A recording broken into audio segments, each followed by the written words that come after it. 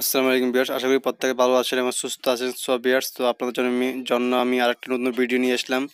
তো আপনাদের যে বুড়ো আইডি কার্ডের যে ঠিকানা পরিবর্তন করার জন্য যে আবেদন করেছেন সেটি কি সম্পন্ন হয়েছে কিনা, তো আপনারা কীভাবে বুঝবেন SMS এর মাধ্যমে, তো আমি আজকে আপনাদেরকে প্র্যাকটিক্যালি দেখিয়ে দিব।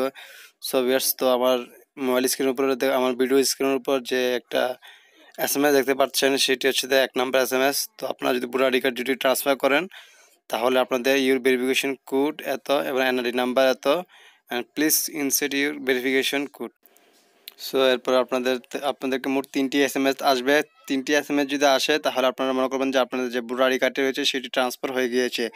এবং আপনারা প্রথম হচ্ছে যে আপনারা SMS 105 থেকে আপনাদেরকে 3টি SMS দেবে। SMSটি 3 ইউনিটটি কমপ্লিট হয়ে গেলে তো আপনাদেরকে যে বুড়ো আইডি কার্ডে যে জায়গায় ট্রান্সফার করেছেন সেই জায়গার ট্রান্সফারটি আপনারা অনলাইন কপি ডাউনলোড করে নিতে পারেন বুড়ো আইডি কার্ডটি। সো ভিউয়ার্স, তো এটা হচ্ছে আমাদের প্রথম SMS এবং দ্বিতীয় যে SMSটি রয়েছে সেটি আমি আপনাদের দেখাচ্ছি।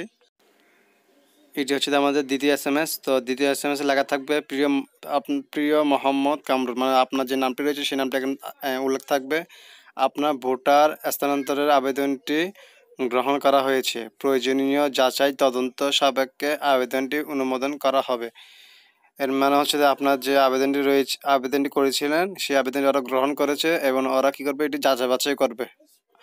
যাচাই করার পরে আপনাদেরকে তৃতীয় যে SMSটি রয়েছে সেটি আপনাদেরকে পাঠানো হবে।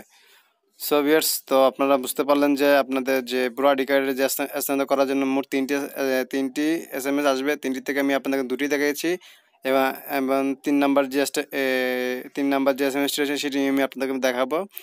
সো এখান থেকে আমাদের 3 নাম্বারটি SMSটি চলে আসলে তো আমাদের বুড়ো আইডি কার্ডটি ট্রান্সফার কমপ্লিট হয়ে যাবে। সো ভিউয়ার্স, তো আমি 3 নাম্বার SMSটি আপনাদের দেখাচ্ছি। সো ভিউয়ার্স, এটা হচ্ছে আমাদের 3 নাম্বার যে SMS সেটি হচ্ছে যে আপনার যে নামটি রয়েছে সেই নামটি আবার এখানে সেমভাবে উল্লেখ থাকার পর এখানে লেখা আছে কর্তৃপক্ষের নিকট উপযুক্ত বিবেচিত হওয়ায় আপনার ভোটার স্থানান্তরের আবেদনটি অনুমোদন করা হয়েছে।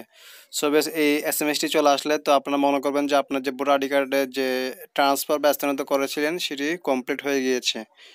এটি হচ্ছে 3 নাম্বার SMS। তো আপনাদের 3 নাম্বার SMSটি যদি এরকম লেখা থাকে তাহলে আপনাদের যে ভোটার আইডি কার্ড বা ট্রান্সফার করার জন্য যে আবেদন করেছিলেন অনলাইনে অথবা আপনার যে নিকটবর্তী যে অফিস রয়েছে নির্বাচন অফিস, সেখানে গিয়ে আপনারা আপনাদের ভোটার আইডি কার্ডটি অনলাইন কপি সংগ্রহ করতে পারেন এবং যে কোনো কম্পিউটার দোকান থেকে আপনারা আপনাদের ভোটার আইডি কার্ডটি সংগ্রহ করতে পারেন।